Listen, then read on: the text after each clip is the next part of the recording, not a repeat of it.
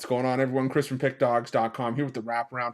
We're going to be breaking down the NHL action going down on Tuesday, November 7th, 2023. Before we get into it, though, if you like this content, make sure you drop a thumbs up and subscribe to our channel. And if you're looking for my best bets, including my daily $19 best bet and my NHL breakaway, make sure you head to Pickdawgz.com and click the Premium Picks tab at the top of the page. Also got something new and exciting coming up here at Pick Dawgz very soon. If you're a big bettor looking to hit the books hard on the ice, you're going to want to check out my all-access Power Play Pass. And I will be honest, this service is not for everybody. This is for the bettors that are dropping $1,000 or more per game on the NHL, and for the people that want that elevated top-tier advantage to get a man up on your book. Now, this package will feature for the first time the rating of my plays as well as late info plays that I bet throughout the day based on goalie news or announcements of starting goaltending, injuries, etc. Now, if this is not your cup of tea, that is 100% totally okay. It's completely fine. We will still be cooking up premium winners daily at Pick Dawgz Premium. We'll still be covering every game every day right here on the Wraparound. But if you want more information, text 775-636-7674 and we will get you hooked up. Anyways, got NHL action on Tuesday. You ready? I'm ready. Let's get into it.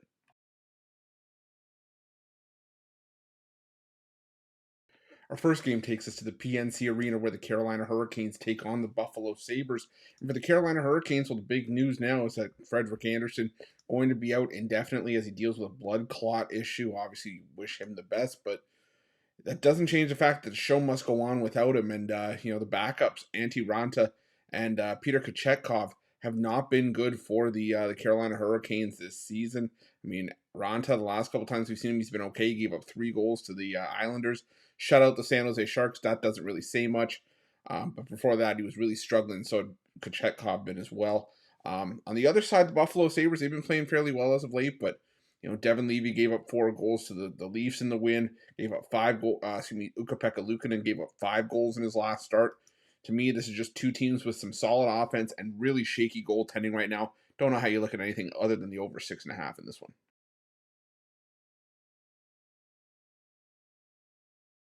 Next, we head to the Bell Center where the Montreal Canadiens take on the Tampa Bay Lightning. I'll tell you, the Tampa Bay Lightning really disappointing for me on Monday.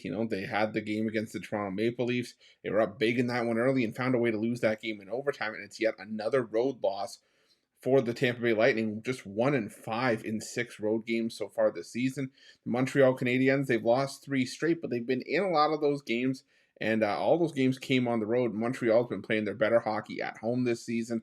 4-2 at home compared to 1-4 on the road. Now, head-to-head, a lot of the trends favor the Tampa Bay Lightning. The favorite 22-4 in the last 26 meetings. Lightning 21-6 in the last 27 meetings. But again, a lot of those came when the Lightning were just a much better team. And while they are the better team from a forwards and a defense perspective, the goaltending has been letting this team down. Now, good news for Tampa Bay Lightning. It looks like Andrei Vasilevskiy is ahead of schedule, but we saw Jonas Johansson on Monday for the Lightning. I'm thinking it's going to be Matt Tompkins here in the second half of the back-to-back for the Lightning, and that's not good. Tompkins is not good at all, and I think Montreal can take advantage of this one. I think Montreal getting the plus money is the way to go in this one, so I'm going to take a shot with the Habs and the plus money.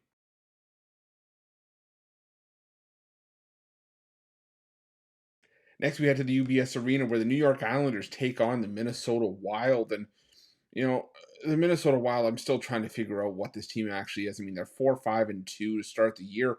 But the thing for me that's happened with Minnesota is that the goaltending has been shaky. I mean, it's been a big reason why Minnesota is 9-2 to the over this season already. The New York Islanders, they've got a solid goaltender in Ilya Sorokin, but in a lot of the recent games, the Islanders have really been hanging Sorokin out to dry. And the games that they've been losing, they gave up 4 goals to Carolina, 4 to Detroit, 7 to the Colorado Avalanche. And, the Minnesota Wild, not an inept offense by any stretch. They are top 10 in goals per game. But here's the thing. Like I said, Minnesota, they've been one of the worst defensive teams in the NHL. 4.2 goals per game allowed this season, 30th in the NHL. The Islanders, they don't score a ton of goals, but I think they can score enough here. If you had told me that I'd be taking an over 5.5 between the Islanders and the Wild, given their form last season and coming into this year and the reputation these two teams have had, especially from the defense and the goaltending perspective, I would have thought you were crazy. But Minnesota, Philip Gustafsson and Marc-Andre Fleury giving up 3, 4, sometimes 5 or more goals a night. And the Islanders, well, they've been giving up some goals themselves as of late, like I mentioned. So I'm going to take the over 5.5 in this one. Some places you have 6, but either way, I'll still take the over here.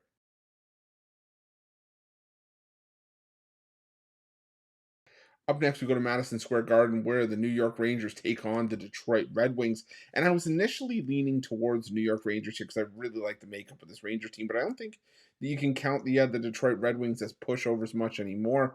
The Detroit Red Wings got back on track. They handed Boston their first regulation loss of the season in their last game, while the New York Rangers have been hot, but they took a 5-4 loss to the Minnesota Wild in a game I'm still shaking my head at. I mean, the only reason Minnesota won that game is because the puck went off of the post, hit Jonathan Quick in the back, and rolled in the shootout. But I think we're going to see a bit more of a defensive battle here. I'm going with the under 6.5, and the head-to-head trends is a big part of that. The under 24, 3, and 3 in the last 30 meetings between these two teams, 15, 3, and 3 in the last 21 meetings at Madison Square Garden. But the other thing for me here is you have the New York Rangers, they have a great record, but a lot of their play has been, done on the road so far this season. And at home, they've only played 3 games, and they've only scored 5 goals in those 3 games, been outscored 6-5 in those 3. On the other side, the Detroit Red Wings, you know, they've been scoring 3.4 goals per game on the road, but like I said, they're probably going up against a world-class goalie here in Igor Shesterkin. If it's not Shesterkin, Jonathan Quick, I'm not counting that last start against him. He's been serviceable. I think it's going to be a low-scoring game, 1-3 wins, maybe 4-2 at the absolute most. Give me the under 6.5 in this one.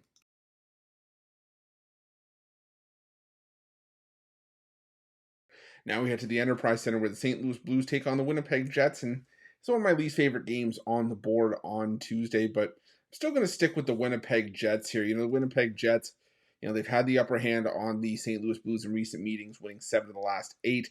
And the St. Louis Blues coming into this game on back-to-back wins, the first time they've done that all season. And this is not a thing that we're used to seeing from the Blues, at least this season. Last year, they were one of the streakiest teams in hockey. You kept riding them until they lost when they were winning, and you kept fading them until they won when they were losing. But this season's sort of been that win one, lose one for the Blues. And like I said, it's just sort of not consistent. And part of me just thinks that, the head-to-head dominance from the Jets has to be a key contributor as to why they're favored here. I think the Jets are favored on the road for a reason to begin with. Like I said, not a game I'm rushing to the window to bet, but I'll stick with the Jets here at minus 134.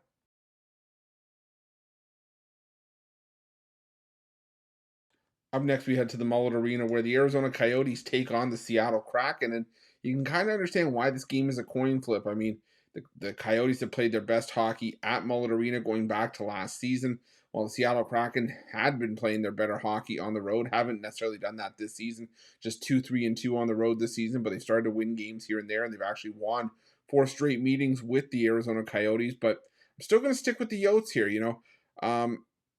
Their goaltending has just been better, in my opinion. I'm sure they've stumbled in some of their recent games. Carl Van Malcolm, mostly, he's given up 4 or more goals in each of his last 3 starts. So maybe you see Connor Ingram here, who's been the more sure-handed goalie as of late. But, Arizona, like I said, they play their better hockey at home. The Seattle Kraken, they're just 1-6 in their last 7 against teams from the Western Conference. And right now, the Arizona Coyotes are just the better team on both ends of the ice. 14th in goals per game, 12th in goals allowed. Seattle 27th in goals per game and 22nd in goals allowed. Um, I just feel the Coyotes are just the better team here at the better goaltending. So I'm going to take the Arizona Coyotes at the coin flip price at home in this one.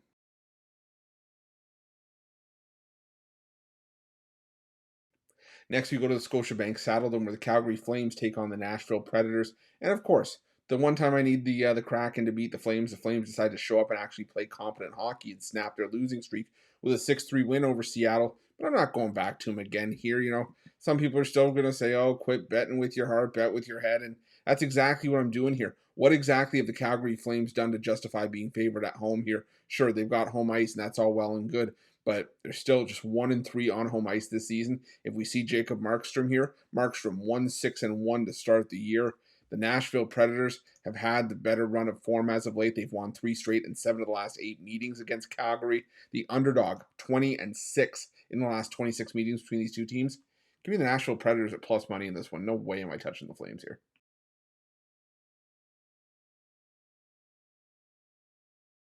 Next, we go to the Honda Center where the Anaheim Ducks take on the Pittsburgh Penguins. And, the Pittsburgh Penguins, doing exactly what the Canucks did in San Jose. They popped 10 goals past the San Jose Sharks. I think that says more, though, about the Sharks than it does about the Penguins. I mean, cool story. You beat the Sharks. I tell you, a bunch of other teams have done that this season. Big whoop. What do you want, a cookie? The reality is that the Pittsburgh Penguins still lost 5 of their last 7 games. The goaltending has been atrocious, and they just lost to these Anaheim Ducks back on October 30th by a final count of 4-3. The Anaheim Ducks, this is an Anaheim Ducks team I've written off. I won't lie to you. I didn't have any hopes for this Anaheim team, and we're only 10 games into the season, so there's still plenty of time for them to fall off. But we're getting plus money with a team that's won 6 straight, that's playing with some confidence. That they like the way this sort of success feels, as we're not used to seeing the Anaheim Ducks string together wins like this. What? Why? What? What are the Penguins doing here, laying this kind of price? No, thank you. Give me the Anaheim Ducks at plus money in this one.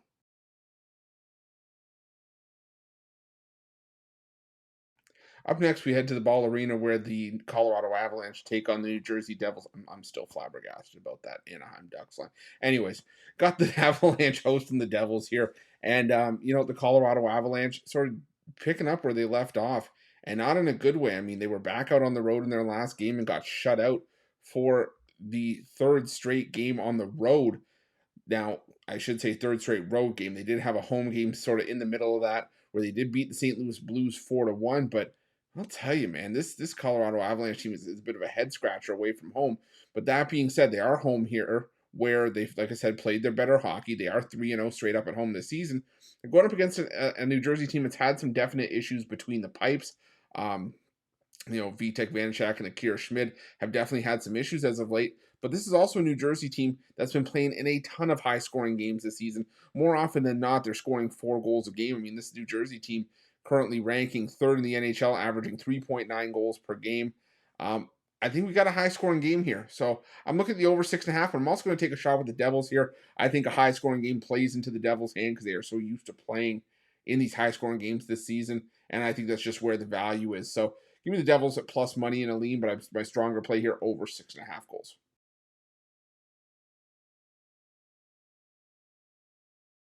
And our final game on Tuesday's card takes us to the SAP Center, where the San Jose Sharks take on the Philadelphia Flyers. And the San Jose Sharks still hunting for their first win.